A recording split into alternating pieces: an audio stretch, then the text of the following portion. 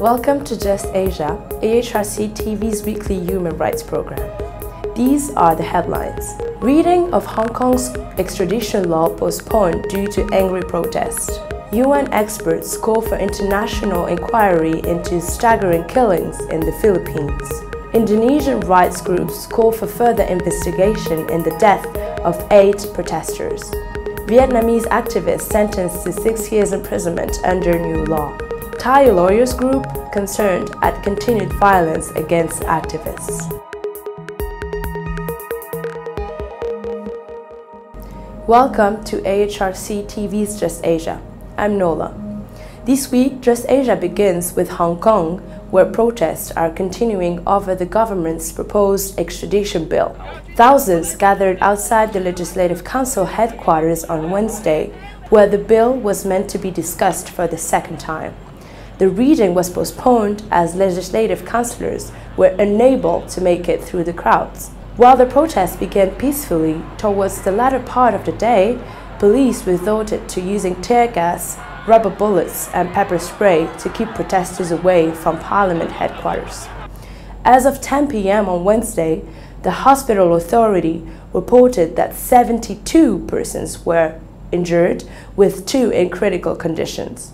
Amnesty International, Hong Kong, and the Civil Human Rights Front are among those condemning the police's use of excessive violence against protesters. Hong Kong's government first proposed legal amendments in February to allow the city to handle case-by-case extradition requests from jurisdictions with no prior agreements, most notably China and Taiwan. The plan would enable the chief executive and local courts to handle extradition requests without legislative oversight. Critics fear that the law will allow China to extradite and punish persons under a legal system with no human rights safeguards. There has thus been protest against the bill from all sides: lawyers, businesses, journalists, and ordinary Hong Kongers. Many businesses, from accounting firms to grocery shops and hotels, allowed employees to attend the protest on Wednesday. Similarly, many high school and university students bunked classes to attend the protest. Over 1 million protesters had marched against the bill on Sunday, and the largest protest seen in the city since 1997. If this bill passed, Hong Kong wouldn't be Hong Kong anymore, because Hong Kong, for the very long time in history, we have rule of law, we have our freedom, but this bill destroys them, because this bill allows the governments to extradite Hong Kong people and send them back to mainland China for trial. And this is very dangerous, and it threatens our personal safety, because Hong Kong people just don't trust the Chinese legal system. That we've seen in the past, so many cases, those who are accused of a criminal offense in mainland China, they don't get a fair trial, not even an open trial. They got detained for months and years without being trialed, and they are not represented by lawyers, and they disappear, and they died in jail. So how could all these happen to Hong Kong? How can the government just connect our Hong Kong's judicial system to that one, to that in mainland China? So this is putting us like a normal Chinese city, destroying our rule of law, destroying our human rights protection, destroying our freedom. That is right. The extradition bill proposed by the government in Hong Kong, it doesn't affect only the local people, or only the Hong Konger.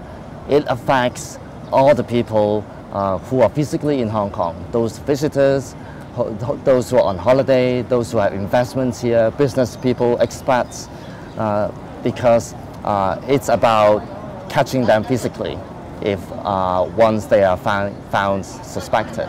So all the nationals of other countries, they are affected, they are the stakeholders. I think that's the reason why so many countries have voiced out about their concerns and their disagreement with the Hong Kong government's proposed extradition bill. I would like to tell the international community that firstly, the extradition bill is about human rights.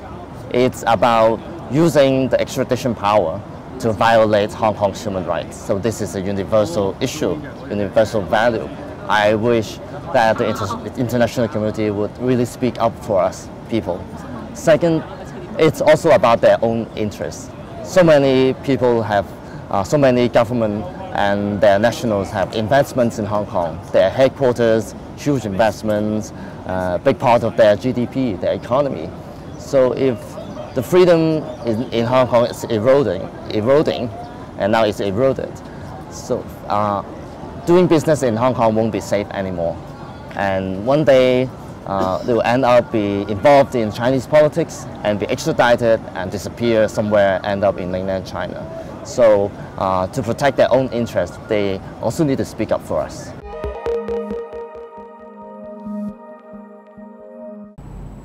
Moving to the Philippines, a group of United Nations human rights experts is calling for an international inquiry into the staggering number of unlawful killings under President Duterte. Prior to a new session of the Human Rights Council this month, 11 UN special rapporteurs have made a statement condemning the violence and intimidation practiced by Duterte's government and the prevailing climate of official impunity. The joint statement made last Friday seeks to galvanize international action in the Human Rights Council. We have recorded a staggering number of unlawful deaths and police killings in the context of the so-called war on drugs, as well as killings of human rights defenders, the experts said. While Philippine authorities have said that more than 5,000 people has been killed in the president's war on drugs since 2016, the country's Human Rights Commission believes the number may be closer to 27,000. According to Carlos Conde, a Philippine researcher for Human Rights Watch, the killings continue on a daily basis with practically zero accountability. Aside from drug-related killings, the joint statement cited extrajudicial killings and summary killings of children, people with disabilities, indigenous people, trade union representatives, and land rights activists. The experts also drew attention to accusations of arbitrary detention, torture, and inhuman or degrading treatment, violence against women, and attacks on the independence of judges and lawyers, freedom of expression and assembly, as well as people's rights to food and health. In Indonesia, several national human rights groups in the country conducted an investigation into the violence and excessive use of force by the police during the massive public protest on May 22nd in Jakarta. The investigation found that police committed a number of human rights violations when forcibly dispersing the protest against alleged election fraud. 4 persons detained by the police have claimed they were tortured by the police. Family members of several persons arrested by the police were not allowed to meet with the detainees. Furthermore, no legal aid was given to the detainees. Although a public lawyer appointed by the police accompanied the protesters, the lawyers did not provide legal assistance during the examination processes at the police office. Family members also reported that when minors were being examined, there was no notification sent to the parents. The investigation was conducted by Jakarta Legal Aid, Press Legal Aid, and Contrast, among other organizations. The group have noted that the death of 8 protesters needs further investigation. They have also recommended that Indonesia's Ombudsman, National Commissions on Human Rights, and Victims and Witnesses Protection Agency should actively monitor the progress of the case and make sure that the police respect the rule of law and due process.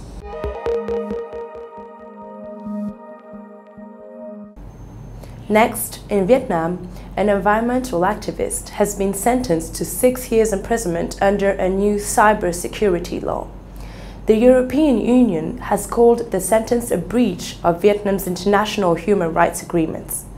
Nguyen Ngoc An, a 39-year-old shrimp farmer from the southern town of Binh Dai, was arrested and tried for what state media described as making, storing, releasing, and circulating information and documents against the state. According to Human Rights Watch, Nguyen took part in environmental protests against Formosa Plastics Group, a Taiwanese steel company that admitted to being responsible for an environmental disaster in 2016. Nguyen also publicly boycotted the national election in May 2016 and repeatedly voiced support for Vietnam's political prisoners. Vietnam's new cybersecurity law came into effect in January and has seen several bloggers and activists detained under it. Described by activists as Stalinist, the law criminalizes criticism of the government and forces internet companies to store data and hand over user information without a warrant. Lastly, Thailand continues to see intimidation against political activists. In the most recent case, democracy activist Sirawith Seritiwath was attacked on June 2nd after launching a campaign against voting for Prime Minister. On May 13th, Aikashai Hongkakwan was violently attacked in front of the Bangkok Criminal Court after attending a hearing on the case against activists protesting for elections. Since early 2018, Aikashai has been physically assaulted 7 times while his car was set on fire twice. Similarly, Anurag Dentawanish was subjected to 2 physical attacks this year, the latest of which took place on May 25th, while he was going to demonstrate at the temporary parliament building. A joint statement issued by the Thai Lawyers for Human Rights and other concerned organizations condemns the rise of intimidation against political activists throughout the past 5 years under military rule. The statement further notes that there have been hardly any proper investigations into this intimidation, with no one brought to justice.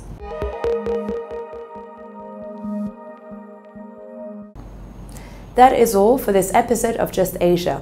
For more on these and on other issues, please visit www.humanrights.asia or www.alrc.asia/justasia. Thank you for watching and see you next week.